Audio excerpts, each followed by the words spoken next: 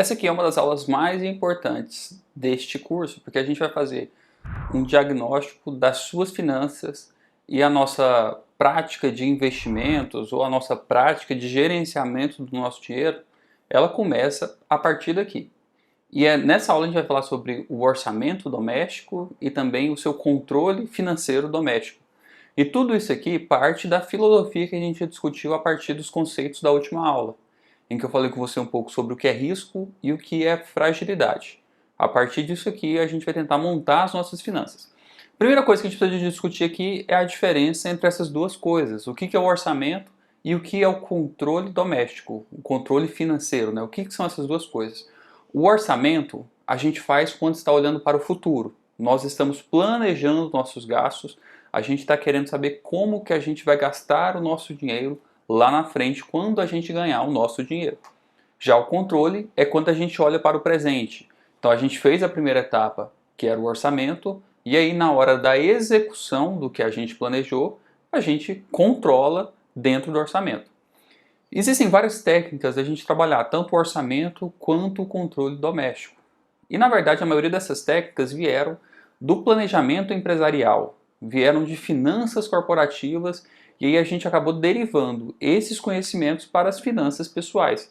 E existem alguns problemas nas técnicas mais populares. Qual que é a técnica mais popular de fazer um orçamento doméstico? É dividir toda a sua vida, todos os seus gastos em várias categorias. Por exemplo, habitação, saúde, lazer, academia, né? Talvez isso entre dentro de saúde, alimentação. Você lista várias dessas categorias e separa um pequeno percentual da sua renda para pagamento de cada uma dessas categorias. Cada uma dessas categorias tem uma cota dentro do seu orçamento.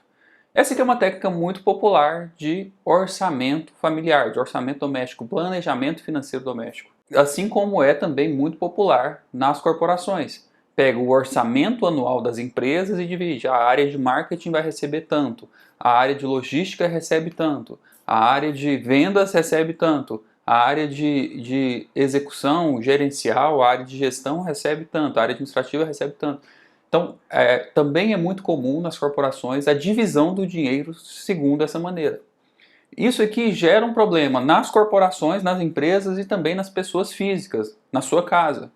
O problema é que pode dar a sensação que existe dinheiro sobrando. Por exemplo, se o departamento de marketing não gasta todo o seu dinheiro ao longo do ano, ele vai ter uma sobra no seu caixa para fazer algum projeto ali nos últimos meses. Mas pode ser que a corporação como um todo esteja passando apertado, mas tem um dinheiro que foi separado para o marketing e o departamento de marketing precisa de gastar essa verba. Isso faz criar a impressão que tem tipos de dinheiro diferentes, que os dinheiros eles são isolados e que os dinheiros se comportam de maneira diferente. Existe dinheiro para marketing, existe dinheiro para logística e existe o dinheiro do caixa da empresa.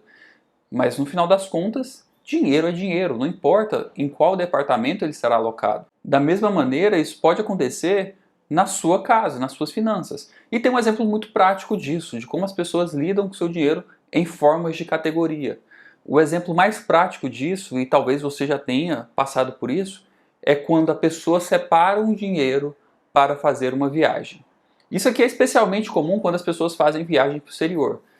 Antigamente, quando era possível fazer uma viagem para o exterior, quando a nossa cotação contra as moedas estrangeiras não estava tão desfavorável e era mais comum as pessoas irem, por exemplo, para o México, para a Argentina, para os Estados Unidos, o que era muito comum? Qual era a prática comum de separar um dinheiro para viajar? As pessoas falam assim, eu imagino que eu vou precisar de $60 por dia. Com $60 eu faço meu café da manhã, meu almoço e jantar, e aí eu ainda consigo ir para um parque de diversão, por exemplo, com $60 por dia. Se eu vou fazer uma viagem de 10 dias, eu preciso de $600. Então essa pessoa trabalhava, se planejava, organizava, juntava os $600 como caixa para viajar, né? Claro, além das passagens aéreas e além da hospedagem. Então ia para os Estados Unidos com $600 para passar 10 dias. E aí, claro, a gente começa a viver ali durante aquela viagem, a gente vai encontrando opções mais otimizadas de consumo, a gente não gasta tanto com restaurante, a gente não faz compras no primeiro dia, vai juntando ali aquele caixa e chega no final da viagem tem um dinheiro sobrando, tem uma quantia em dólares sobrando no seu caixa. O que as pessoas fazem normalmente? Ué, agora, no último dia, ou na véspera do último dia, vamos sair para as compras. A pessoa chegou até o penúltimo dia economizando, segurando o dinheiro, e chega lá nessa véspera de voltar para casa, a pessoa decide gastar o seu dinheiro, ela decide fazer as compras, ela decide se esbanjar naqueles últimos dias. Como se aquele dinheiro que foi separado para aquela viagem não pudesse voltar para casa como caixa da pessoa, voltar para sua conta corrente, voltar para os seus gastos correntes. Não, a pessoa acha que o dinheiro da viagem precisa de ser gasto na viagem. Então, isso abre portas para um desperdício muito grande, abre portas para um consumo desnecessário. Então, muitas vezes não é inteligente você categorizar suas despesas e, ao categorizar suas despesas, você lançar um percentual sobre cada uma delas. Eu li um estudo falando sobre o comportamento de algumas famílias na crise de 2008, lá nos Estados Unidos. Nessa época, o combustível ficou mais barato. Apesar da gente estar passando por um momento de alto desemprego, um momento de crise no mercado, um aumento de elevação dos outros preços, o combustível ficou mais baixo.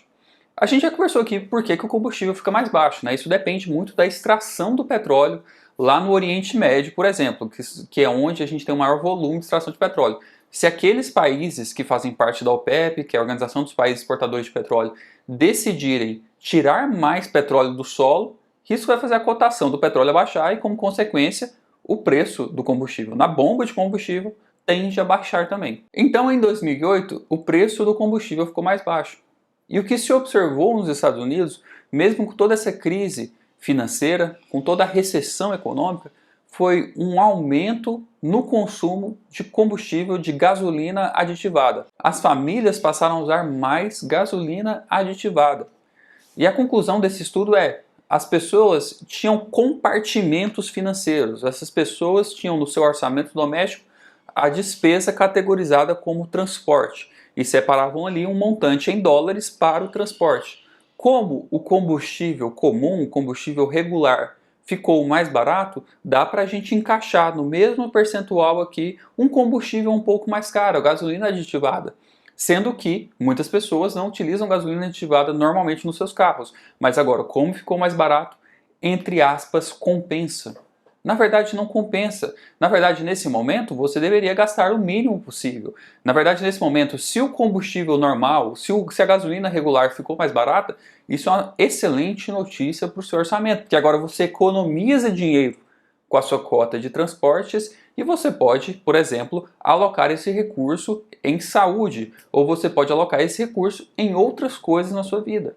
Reduzir um custo em uma categoria isolada tem que significar benefício para todos os seus outros gastos correntes.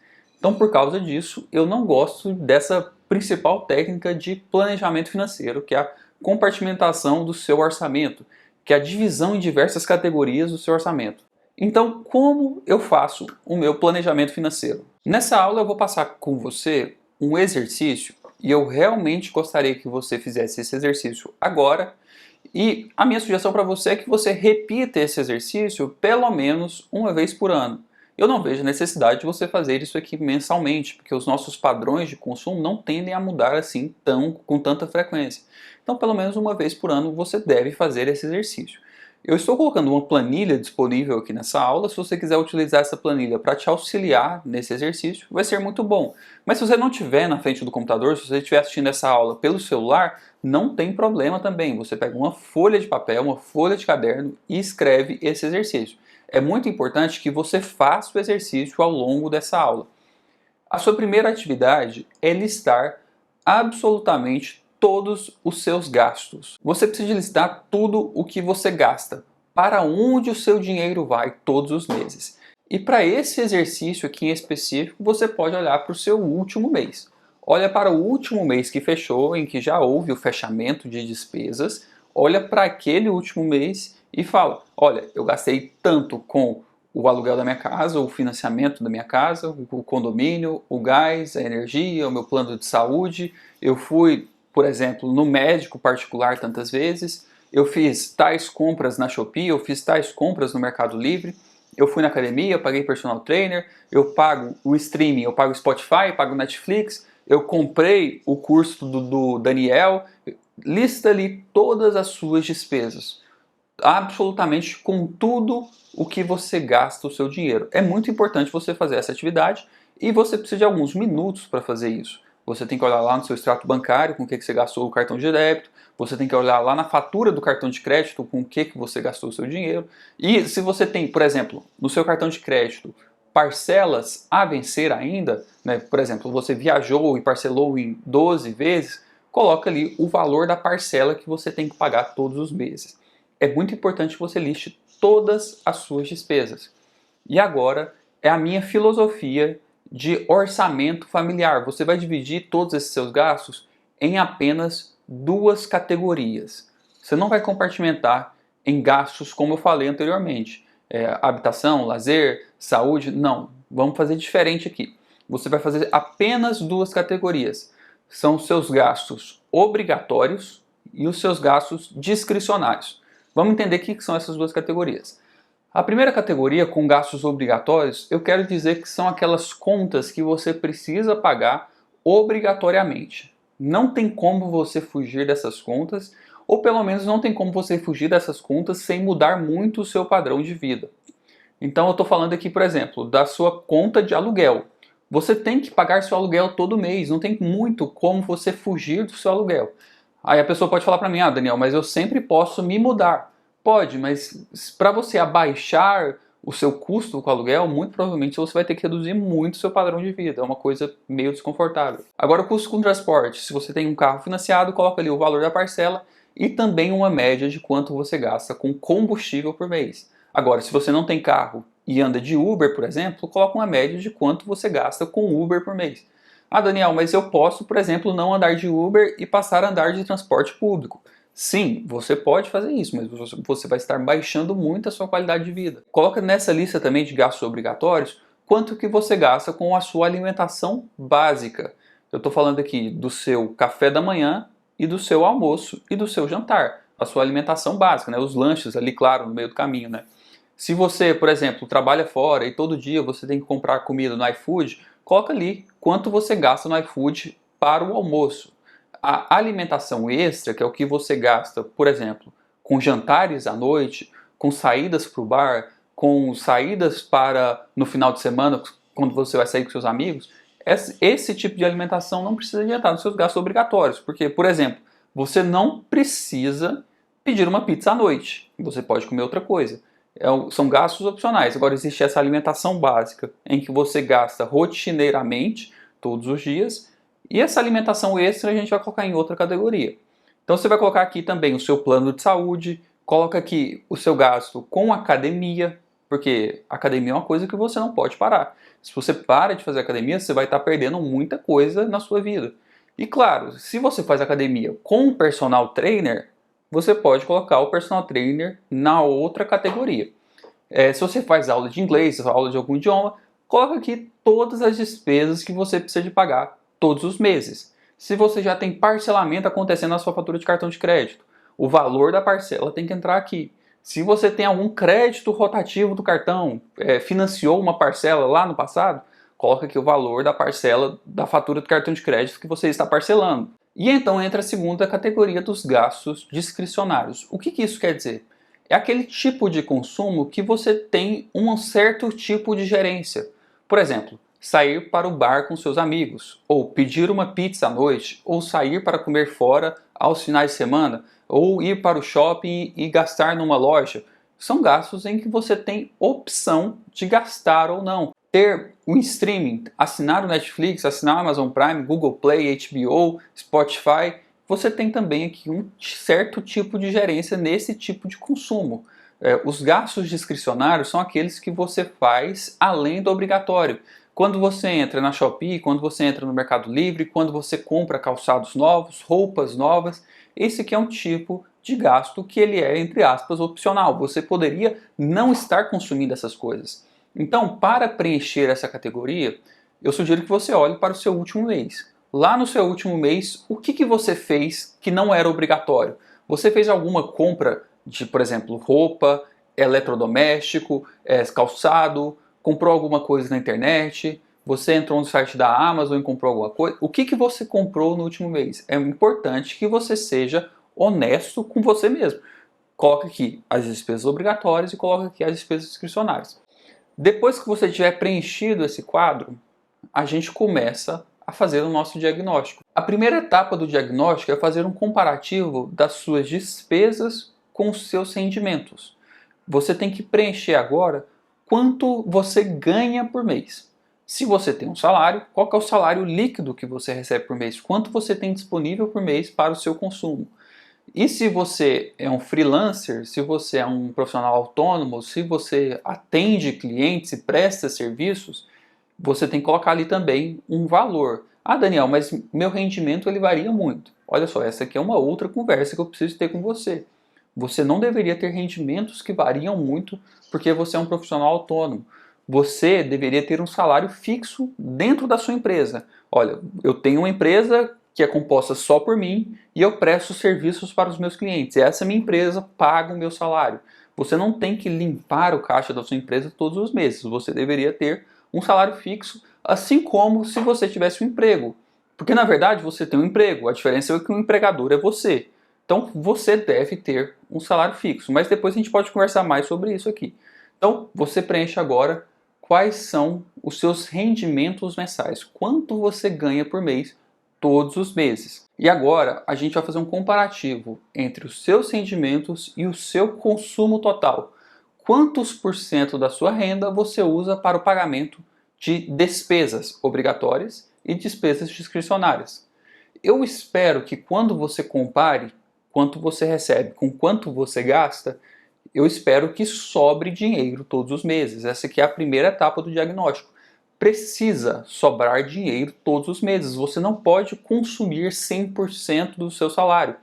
Então eu espero que quando você some as duas coisas, esteja ali na casa de 90%, pelo menos. Isso quer dizer que 90% do seu salário você utiliza para custeio de despesas e sobra dinheiro, entre aspas, de 10%. Ou não, olha só, eu consigo viver com muito menos, eu gasto 80% do meu salário apenas, sobra 20%. Essa aqui é a primeira etapa do diagnóstico. Você precisa gastar menos do que recebe. Essa aqui é a primeira prática saudável para um orçamento financeiro. E a segunda análise que a gente vai fazer agora é o comparativo do seu consumo em relação ao seu salário por tipo de categoria. Então, quantos por cento do seu salário você consome em despesas obrigatórias e quantos por cento do seu salário você consome em despesas discricionárias. O objetivo aqui é a gente saber se você vive num padrão de vida que seja saudável para a sua renda. Um exemplo de resposta que a gente pode ter a partir dessa segunda análise é 60% do meu salário eu gasto com as minhas despesas obrigatórias e 25% do meu salário eu gasto com despesas discricionárias. Esse aqui é um tipo de resposta. Eu estou analisando o meu consumo em relação ao meu salário por tipo de categoria. O objetivo com essa análise aqui é perceber se você vive um padrão de vida adequado para a sua realidade financeira. E como é que a gente sabe isso? Esse percentual de despesas obrigatórias, ele tem que estar alguma coisa próxima a 50% do seu salário. 50, 55, 60, tipo nessa ordem de grandeza. Não pode estar muito acima dessa ordem de grandeza. Enquanto as despesas discricionárias tem que ser ali, né? Tipo 30% do seu salário, porque tem que sobrar dinheiro ao final do mês, né? Então, quando você olha para as despesas obrigatórias, aqui normalmente está o seu padrão de vida. Normalmente aqui está onde você mora, aqui está que tipo de coisa você consome todos os meses, aqui está o tipo de carro que você tem, aqui está pode estar, né, o lugar para onde você viaja. Isso aqui forma as suas despesas obrigatórias. E se você tem um percentual muito alto de despesas obrigatórias em relação ao seu salário, significa que você está vivendo uma vida em um padrão que não é seu. Significa que você está gastando muito dinheiro com coisas que você não pode estar gastando muito dinheiro. Significa que você está morando no lugar errado. Significa que você tem um carro que é muito caro. Significa que você frequenta uma academia que é muito cara, porque você tem um padrão de vida muito acima do que te é permitido pelos seus rendimentos. você acaba se endividando, por exemplo, assumindo financiamento de um carro ou financiamento de um apartamento muito maior do que seria financeiramente saudável para você. E continuando esse raciocínio, quando você tem um percentual muito alto de despesas obrigatórias, usando o linguajar da última aula, você entra numa posição frágil. Você está numa posição de fragilidade. Por quê? Você precisa que tudo dê certo. Você precisa que a economia continue funcionando, que os seus clientes continuem te contratando, que o seu empregador continue te fornecendo um emprego daquela maneira, porque você tem um orçamento muito ajustado, você tem pouca margem para trabalhar. Porque se você tem, por exemplo, 75% do seu consumo em despesas obrigatórias, te sobra muito pouco para trabalhar. Te sobra muito pouco para economizar e para reduzir seu padrão de vida. Porque geralmente nas despesas obrigatórias a gente não tem tanta flexibilidade assim. Para a gente fazer alguma mudança em despesas obrigatórias, a gente precisa de rompimento de contrato, a gente precisa de assumir multas, a gente tem um trabalho maior para fazer essas alterações. Não é como nas despesas opcionais, nas despesas discricionárias, em que a gente pode simplesmente cancelar uma assinatura, em que a gente pode simplesmente não gastar um dinheiro. As despesas obrigatórias, elas te amarram com uma força um pouco maior e te deixam nessa posição mais frágil. O meu conceito de liberdade financeira é poder fazer o que você quiser com o seu dinheiro. É você ter autonomia nos seus gastos, é você ter liberdade para consumir conforme as suas preferências. E você só tem liberdade financeira se o seu dinheiro, ele de fato é seu. Porque quando você tem um montante de despesas obrigatórias muito altas, todo mês quando você recebe um dinheiro, você tem que usar o seu dinheiro para pagar. Parcela de financiamento, parcela de condomínio, parcela de conta de energia alta, conta de gás alta, conta de água. Você usa grande parte do seu dinheiro para custeio das despesas obrigatórias. O que sobra na sua conta corrente para gastar conforme o seu interesse, para você gastar conforme a sua liberdade, é muito pouco. Então, quando você tem um percentual muito alto de despesas obrigatórias, infelizmente você não tem liberdade financeira. Você não pode, por exemplo, decidir ir a um restaurante. Você não pode decidir viajar sem ter uma antecedência tão longa. A liberdade financeira, ela vem em viver uma vida um pouco mais simples, deixar sobrar mais dinheiro no caixa, e isso te permite tomar decisões melhores. Mas a chave aqui, ela está em viver uma vida um pouco mais simples. E hoje a gente vive numa sociedade em que o consumo ele é muito celebrado. A gente vive comprando coisas e muitas vezes são coisas em que nem a gente mesmo gosta, mas é porque existe uma moda no consumo, existe uma moda, todo mundo está comprando isso, a gente se sente meio impelido a comprar também. E agora é um bom momento para você olhar para a sua consciência e fazer um autoexame e entender se essas coisas que você compra, se elas são importantes para você mesmo, se isso é um valor para você ou se você está apenas seguindo o padrão de outras pessoas. Porque vamos pegar o exemplo de um carro aqui. Quando você quer trocar de carro, a solução mais comum dentro da nossa sociedade é você fazer um financiamento veicular. Você vai até um banco e assina um contrato de financiamento. Tem uma taxa de juros ali e você vai pagar 36 parcelas, 48 parcelas para quitar aquele veículo. Uma outra opção que você tem é, por exemplo, não comprar de imediato. Olha, eu vou continuar com o meu padrão de vida atual. Se eu estiver andando com um carro antigo, ótimo. Se eu estiver andando de Uber, tudo bem também. E vou guardar um pouco mais de dinheiro. Ao invés de eu estar pagando a parcela do financiamento bancário, eu vou estar poupando esses recursos. E aí, então, depois de algum tempinho, eu tomo a decisão de comprar um carro, mas dessa vez um carro um pouco mais simples, com uma entrada maior e um financiamento reduzido. Qual que é a consequência direta disso? Eu estou reduzindo o impacto nas minhas despesas obrigatórias, mas para isso eu tenho que comprar um carro um pouquinho mais antigo e um pouquinho mais simples. Mas para que isso funcione, eu preciso estar bem comigo mesmo com o fato de que eu não preciso de ter tal modelo de carro. A mesma coisa acontece, por exemplo, com o celular. Você não precisa trocar de celular todo ano. Você pode ter um modelo de celular que não seja o de última geração e você pode permanecer com esse modelo de celular durante mais algum tempo, se ele não tiver nenhum defeito, se ele não tiver nenhum problema. Você não precisa de comprar um celular novo todo ano, porque você está impactando negativamente suas finanças quando você faz um parcelamento tão longo. Da mesma maneira, quando a gente sai de férias, quando a gente vai viajar. Muitas pessoas vão viajar para uma viagem de 7 dias, vão para a praia, para um resort por 7 dias e fazem um parcelamento de 12 meses para esses 7 dias. Não faz o menor sentido isso, um consumo tão curto para um parcelamento tão alto, uma viagem de férias que vai comprometer a sua liberdade financeira durante tanto tempo. É melhor que você poupe dinheiro a cada mês, tenha uma reserva um pouquinho maior a cada mês, né? Não ocupe as suas despesas obrigatórias com essa parcela e mantenha uma poupança sobre esse dinheiro e então viaje para um lugar que seja um pouco mais barato, mas que não te comprometa tanto assim. Você não precisa de perder sua saúde financeira para ter uma boa opção de lazer. O que você precisa de ter é um bom orçamento ajustado segundo o seu padrão de vida. Muito provavelmente é porque você vive num padrão de vida acima do que te é financeiramente saudável. E para você viver num padrão certo, ou numa vida um pouquinho mais simples do que o padrão certo, você precisa de abrir mão de consumo. Você não deve gastar tanto dinheiro, você não deve comprar tantas coisas assim. E para que você esteja bem com essa situação, você precisa de entender que quais são os seus valores e o que é de fato importante para você. Pode ser que você viva numa casa que é muito grande. Pode ser que você não utilize todos os cômodos do seu apartamento. Essa análise é importante para provocar mudanças com efeito a médio e longo prazo. Porque a gente não consegue mexer nessas despesas obrigatórias de forma imediata. A gente sempre precisa de um tempinho para a negociação dos contratos, para a mudança do tipo de cobrança. Então isso aqui é uma mudança de médio e longo prazo. Então por causa disso é tão importante olhar para isso agora, porque a gente precisa de dar início a essas mudanças.